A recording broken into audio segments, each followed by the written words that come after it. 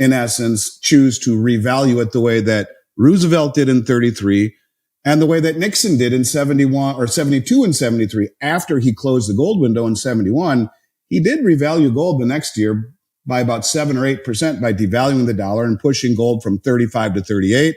And then in 73 from 38 to 42.22. Gold revaluation is not a new phenomenon. And who would it benefit? Well, it would benefit all the central banks. So I think numbers higher than most people would consider to be prudent to say publicly is realistic. In today's news recap, gold rises as dollar eases ahead of U.S.-China trade talks. Gold rose over 1% on Friday as the dollar ticked lower, while the market digested comments on tariffs from U.S. President Donald Trump ahead of a weekend meeting between the U.S. and China.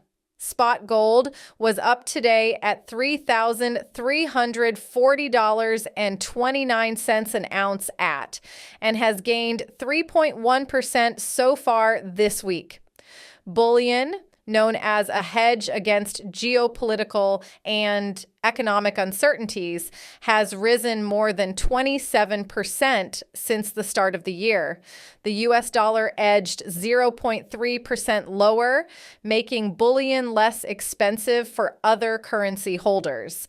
President Trump said that an 80% tariff on Chinese goods seems right as representatives prepared for weekend talks to contain a trade war between the world's two largest economies. Additionally, on the geopolitical front, India and Pakistan accused each other of launching new military attacks using drones and artillery for the third day in the worst fighting between the nuclear-armed South Asian neighbors in nearly 3 decades.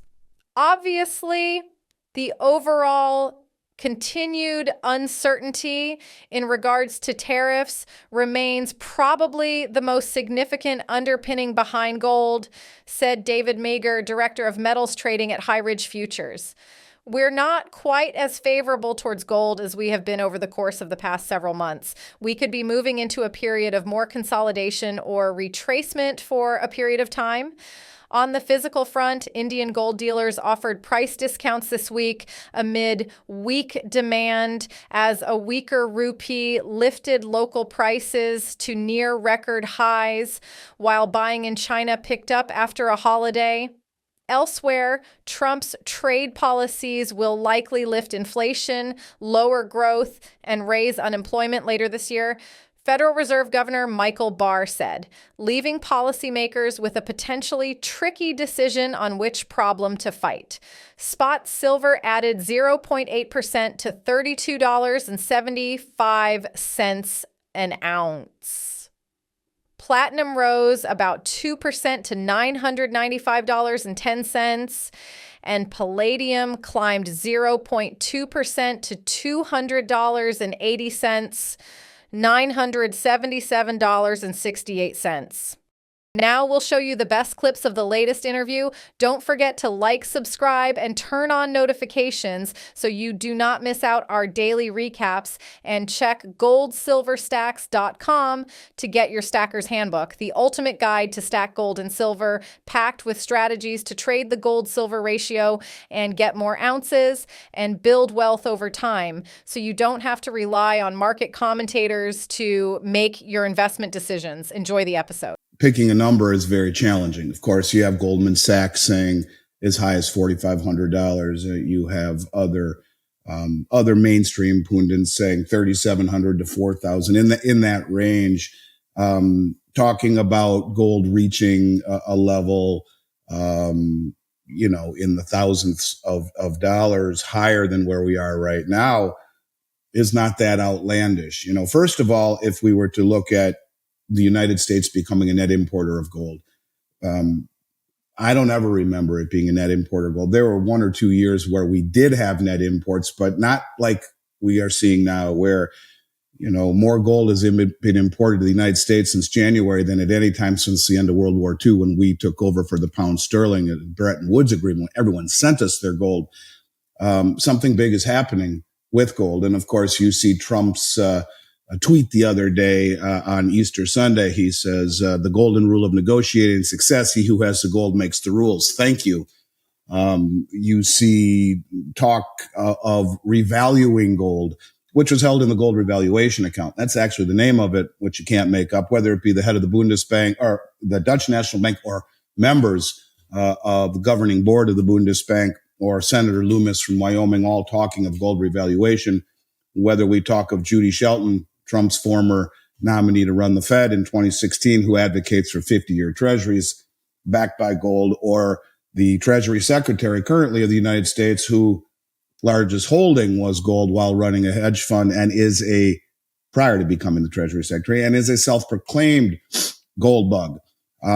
There's so many things happening that make you wonder and think. Now, to Jan's point, it would certainly benefit the United States and all the central banks to see gold revalued to a much higher level, whether it be by the market slowly, as we've seen slow and steady, tremendous appreciation that's gone unnoticed by the mainstream, which is really shocking to me, which tells me we're still very early in the game, or something more dramatic where, they come in and revalue gold.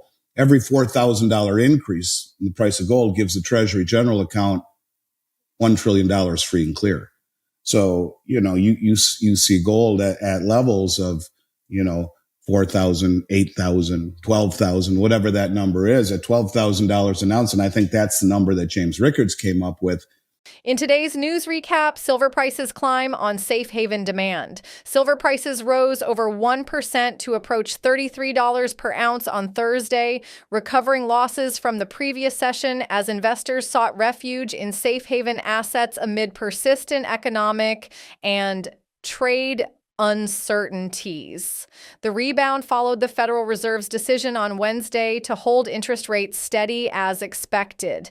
However, Chair Jerome Powell adopted a cautious tone, highlighting rising risks to both inflation and employment, and dismissing the possibility of a preemptive rate cut to mitigate potential economic fallout from new tariffs.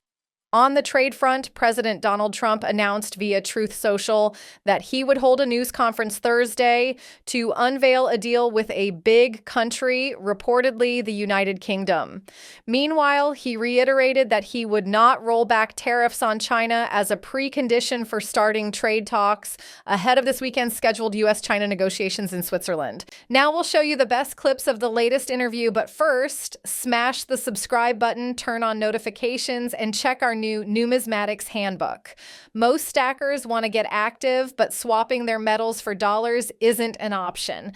There's plenty of opportunities in the overlooked numismatics world. Mastering U.S. coins, key dates, and errors pays off by multiplying your ounces and capitalizing where others aren't paying attention. Video talked about when gold was backing the currency prior to 33 over my shoulder there. It was just backing M1, which is the notes in circulation. M2 is a broader measure of the money supply. They got rid of M3. They said it was archaic. So currently the broadest measure that we have access to is M2. And that's largely credit. It's 92% credit. So when you look at your bank account and you see $50,000 in there, that's credit. That's M2. The bank owes you the notes, they promise to pay it to you, but M1 is the currency in circulation. M2 is only 8% currency, 92% credit. So when gold was backing the dollar prior to 33, it was backing M1.